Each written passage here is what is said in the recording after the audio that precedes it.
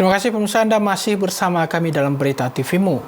Akmal Marhali, pengamat sepak bola Indonesia, menegaskan soal naturalisasi adalah sebuah keniscayaan. Ia juga menekankan terkait perspektif hukum di mana Indonesia memiliki Undang-Undang Nomor 12 Tahun 2006, yakni tentang kewarganegaraan, di mana potret kewarganegaraan seorang pesepak bola di Indonesia sangat dispesialkan dan diistimewakan, sehingga ia khawatir adanya pelanggaran terselubung pada Undang-Undang Nomor 12 tersebut. Dan berikut penjelasan lengkapnya untuk Anda. Proses naturalisasi yang terjadi di negara kita saat ini, saya pikir ada hal yang sangat istimewa ya. Kalau aturannya benar, FIFA mengizinkan, kemudian negara kita mengizinkan dengan mempercepat sumpah kewarganegaraan. Tapi ada satu hal bahwa setiap orang yang ingin menjadi warga negara Indonesia kan ada aturannya untuk menjadi warga negara Indonesia. Kalau mereka tinggal 5 tahun berturut-turut atau 10 tahun tidak berturut-turut. Kalau kemudian yang sekarang dilakukan itu menggunakan pasal 20 di mana hak istimewa diberikan, khusus diberikan karena dibutuhkan negara atau karena telah berjasa dengan negara.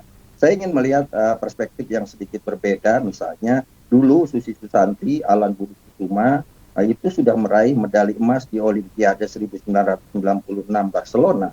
Tapi ketika itu mereka belum menjadi warga negara Indonesia, mereka baru dapat surat keterangan warga negara Indonesia. Dulu betapa sulitnya atlet-atlet yang sudah memberikan prestasi kepada bangsa dan negara untuk menjadi warga negara Indonesia.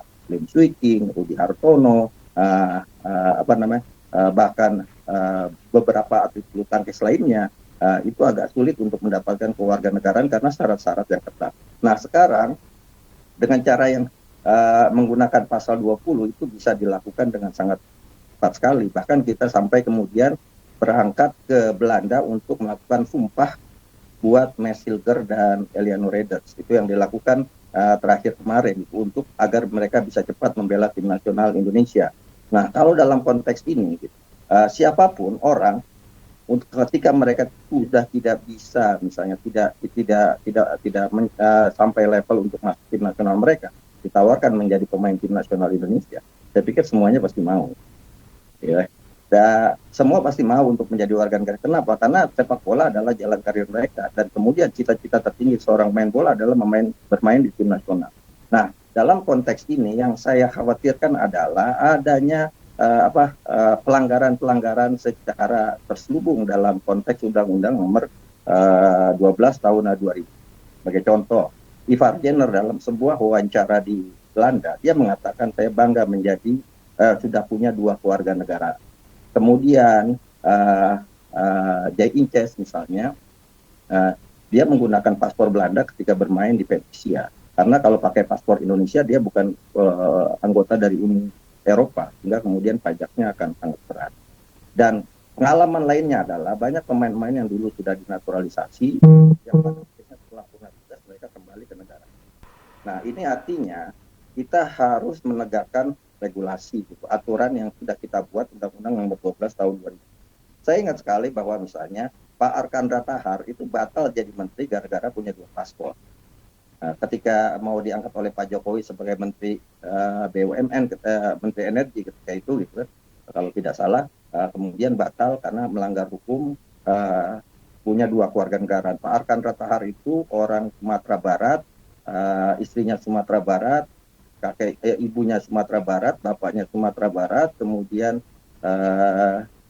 kakeknya, cicitnya Sumatera Barat, pokoknya semua tidak ada darah campuran. Tapi ketika dia punya 2 keluarga negaraan, warga Indonesia dan warga negara Amerika, maka secara hukum berdasarkan Undang-Undang Nomor 12 Tahun 2006, dia bukan lagi warga negara Indonesia, karena di dalam undang-undang di situ pasal 19 misalnya dijelaskan orang yang sudah punya keluarga negaraan atau punya paspor lain, maka dia secara otomatis tidak sebagai warga negara Indonesia. Kenapa? Karena Indonesia hanya mengenal 1 keluarga negaraan. Satu lagi sebagai contoh adalah Bupati Rojoulu di Nusa Tenggara Timur, Pak Patriot. Pemilihan kepala daerah terpilih, tapi kemudian batal dilantik karena punya 2 keluarga negaraan, warga negara Indonesia dan juga warga negara Amerika Serikat. Nah, mungkin konteks ini yang harus kemudian kita rekonstruksi dalam hukum kita.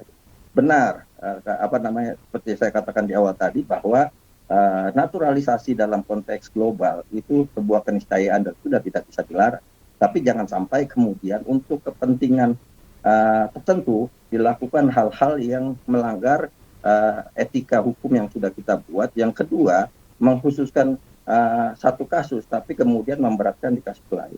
Sebagai contoh misalnya, banyak juga pemain-pemain sepak bola yang dari luar negeri yang sudah tinggal bahkan 20 tahun, 30 tahun menikah dengan orang Indonesia, tapi mereka sulit untuk menjadi warga negara Indonesia. Padahal secara hukum mereka sudah bisa menjadi warga negara Indonesia. Artinya perlakuan ini yang harus kemudian ditinjau oleh negara.